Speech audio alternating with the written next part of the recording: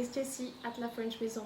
Right, so today I want to share with you a recipe to clean dust on all sorts of different kind of surfaces. It's a really easy one. I'm going to be using a new spray bottle because I ran out of old spray bottles that I kept reusing. But if you have one you can reuse, it's even better. Now, in terms of ingredients, they're really simple. All you're going to need is water, distilled white vinegar, and a little bit of olive oil. Now, that recipe was tested by the Facebook group community that we have at La French Maison. And the feedback was really positive, so that's why I wanted to share it with you. All I need to do now is to show you how it's done, and you'll see it's super easy.